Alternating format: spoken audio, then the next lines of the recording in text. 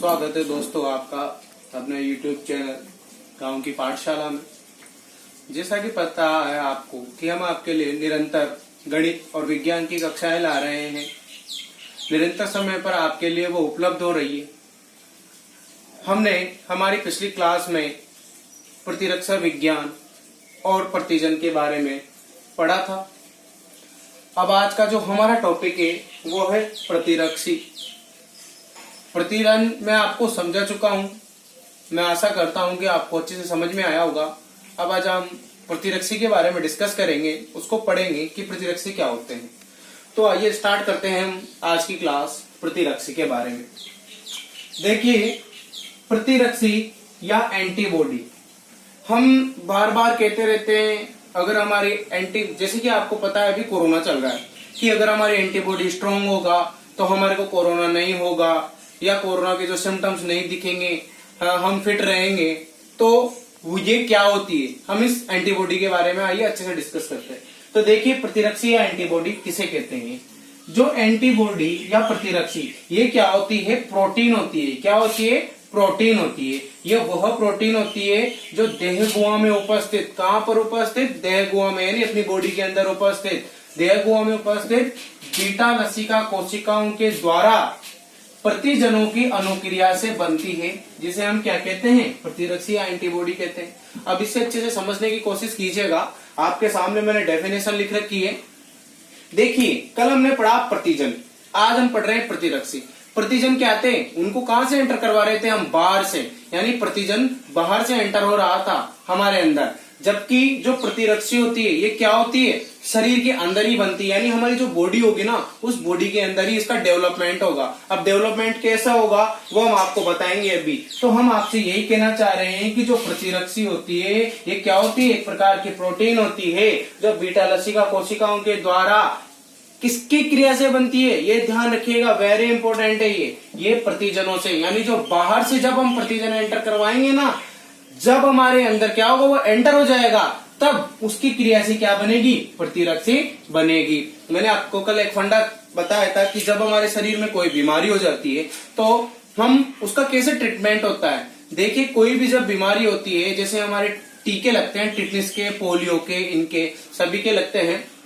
तो देखिए कि जब हम टीका लगवाते हैं तो वो एक तरीके की क्या हो गई, प्रतिरक्षी हो गई। वो कहां से एंटर हो रही, बॉडी के अंदर। जब वो हमारे शरीर में प्रवेश कर जाएगी किसी भी तरीके से, यानी बाह्य साधन के द्वारा उसको एंटर करवा देंगे, तो क्या होगा, शरीर में जाते ही हमारे शरीर के अंदर एंटीबॉडी डेवलप होने लगेगी। किसके लिए, जो बीमारी हो रही है उसके लिए। तो किसकी जरूरत है एंटीबॉडी को बनाने के लिए, प्रतिजन यानी एंटीजन की जरूरत होती है। किसको बनाने के लिए, प्रतिरक्षी यानी एंटीबॉडी को बनाने के लिए। तो ये बहुत ही इंपॉर्टेंट चीज है, इसको आप याद रखिएगा।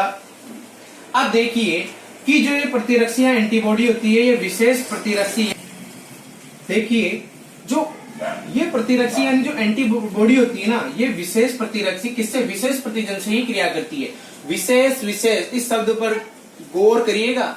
विशेष यानी स्पेसिफिक, यानी कोई स्पेशल, जब कोई बीमारी होगी, पर्टिकुलर हर की बात नहीं कर रहे हैं हम, एंटीबॉडी बनेगी तो स्पेशल कोई डिजीज होगी या कोई स्पेशल डिजीज जब हमारे अंदर एंटर होगी ना, उसी के लिए स्पेशल एंटीबॉडी बनती है। एक एंटीबॉडी हर काम को नहीं करती है, हर बीमारी के लिए एक एंटीबॉडी काम नहीं आएगी। अलग बीमारी के लिए क्या होती है, अलग अलग एंटीबॉडी होती है। अगर हम ऐसा होता तो हमारे अंदर तो एंटीबॉडी ऑलरेडी है, कोरोना तो होना ही नहीं चाहिए था।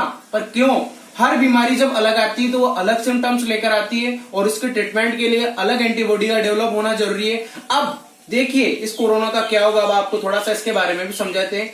जब हमारे अंदर, यानी जब इस जो कोरोना के सिम्टम्स के बेस पर जब इसका कोई एंटीजन बन जाएगा यानी प्रतिजन बन जाएगा ना, तो जब उसका हम क्या करेंगे, हमारे अंदर एंटर करवाएंगे तो ऑलरेडी क्या करेगा, वो एंटीबॉडी का डेवलप करेगा। जब जाके कोरोना खत्म होगा, खैर वो बात की बात है। आइए हम इसको समझते हैं कि विशेष प्रतिरक्षी विशेष प्रतिजन से ही क्रिया करता है, यानी विशेष एंटीबॉडी को बनाने के लिए स्पेशल एंटीजन की आवश्यकता होती है। इसको हम, इस प्रतिरक्षी को हम क्या कहते हैं, इम्यूनोग्लोबिन, यानी इसको इम्यूनोग्लोबिन भी कहा जाता है। जिसका क्या होता है, इसको आईजी के द्वारा हम बताते हैं। ये विशेष प्रकार की प्रोटीन होती है जो कहां पर पाई जाती है, ब्लड के अंदर या अन्य जो तरल पदार्थ होते हैं ना, उनमें पाई जाती है। अब ये तो थी हमारे प्रतिरक्षी या एंटीबॉडी की बात। अब हम इसकी संरचना को समझते हैं। मैंने आपसे कहा था अब देखिए इसकी संरचना में क्या होता है। सबसे पहले तो मैं आपको डायग्राम के थ्रू समझा देता हूं कि जो एंटीबॉडी होती है वो क्या होती है। आइए हम इसके डायग्राम को समझते हैं। देखिए जो ये एंटीबॉडी होती है ना, इसमें क्या होती है, 4 श्रृंखलाएं होती है। कितनी श्रृंखलाएं, 4 श्रृंखलाएं होती है। इन 4 श्रृंखलाओं में क्या होती है, देखिए आपको काउंट करवाता हूं 1 2 3 एंड 4। ये जो 4 जो श्रृंखलाएं होती है ना, इनमें 2 बड़ी होती है और 2 छोटी श्रृंखलाएं होती है। आपको दिख रही है कि ये वाली और ये वाली श्रृंखला बड़ी है और ये वाली श्रृंखला क्या है, छोटी है। तो इनमें 2 बड़ी और 2 छोटी श्रृंखलाएं होती है और इनकी स्ट्रक्चर आपको अगर ध्यान से गौर करके आप देख रहे हो, आपको दिख रहा होगा वाई अक्षर होता है अंग्रेजी का। कौन सा अक्षर, वाई अक्षर, उसके समान दिख रही है। देखिए थोड़ा सा बैंड है यहां से, इसमें भी थोड़ा सा बैंड है।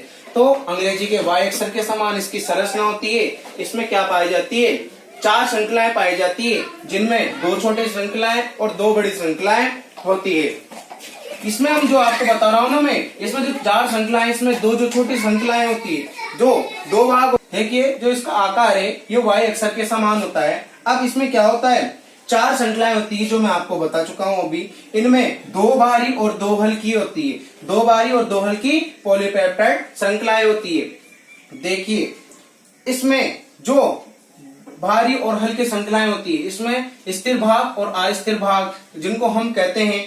अब देखिए जो इसमें 2 भाग होते हैं, उसमें एक भाग होता है अस्थिर भाग, जो आपको दिख रहा होगा। ये ऊपर वाला, ये वाला जो भाग होता है ना, इसको हम क्या कहते हैं, अस्थिर भाग कहते हैं। और ये जो नीचे वाला भाग होता है, इसको हम क्या कहते हैं, स्थिर भाग कहते हैं। तो इसमें जो ये अस्थिर भाग है ना, ये अस्थिर भाग ये क्या करता है, प्रतिजन से क्रिया करता है। इससे क्रिया करता है प्रतिजन से, यानी एंटीबॉडी के निर्माण के लिए क्रिया कहां पर होगी, अस्थिर भाग के पास में होगी। यानी जब कोई स्पेशल एंटीजन आएगा तो वो कहां पर जुड़ेगा, इस अस्थिर भाग में आकर जुड़ेगा। जब जाकर किसका निर्माण होगा, एंटीबॉडी का निर्माण होगा। तो देखिए इसका जो दूसरा भाग होता है, जिसको हम क्या कहते हैं, स्थिर भाग कहते हैं। कौन सा भाग कहते हैं, स्थिर भाग। ये वाला जो नीचे वाला भाग होता है, ये किस समूह की तरफ होता है, COOH समूह। यानी ये दिख रहे हैं आपको यहाँ पर COOH समूह होता है, ये COOH समूह के की तरफ होता है। अब आपके मन में कंफ्यूजन चल रहा होगा कि मैंने ये SS लिखा हुआ है, ये यहाँ पर हिंज क्षेत्र लिखा हुआ है, ये क्या है। तो देखिए कि जो SS है ना, ये कुछ नहीं है, ये डाइसल्फाइड बंध है। क्या है, डाइसल्फाइड बंध। इसने एक दूसरे को क्या कर रखा है, इसको पकड़ रखा है, संभाल रखा है, यानी इसको क्या कर रखा है, स्टेबल कर रखा है। इन दोनों के बीच में डाइसल्फाइड बॉन्ड पाए जाते हैं और इन दोनों के बीच में ये जो जगह दिख रही है ना आपको, इसको बोलते हैं प्रतिजन क्रिया स्थल। यानी जब कोई भी एंटीजन आएगा या प्रतिजन आएगा तो वो कहां पर आकर क्रिया करेगा, इन प्रतिजन स्थलों पर ही आकर क्रिया करेगा। तो ये था हमारे प्रतिजन की संरचना। मैं आशा करता हूं आपको समझ में आया होगा। अगर कोई चीज आपको समझ में नहीं आई है तो आप हमें कमेंट बॉक्स में कमेंट कर उसके बारे में बता सकते हैं, हम आपको दोबारा एक्सप्लेन करेंगे। तो आज हमने क्या, एंटीबॉडी और उसकी संरचना के बारे में पढ़ा है। आने वाली क्लास में हम आगे जो ब्लड ग्रुप है उसके टॉपिक के बारे में चर्चा करेंगे। मैं आशा करता हूं कि आपको अच्छे से समझ में आया होगा। शेयर कीजिए और इस चैनल को सब्सक्राइब कीजिए।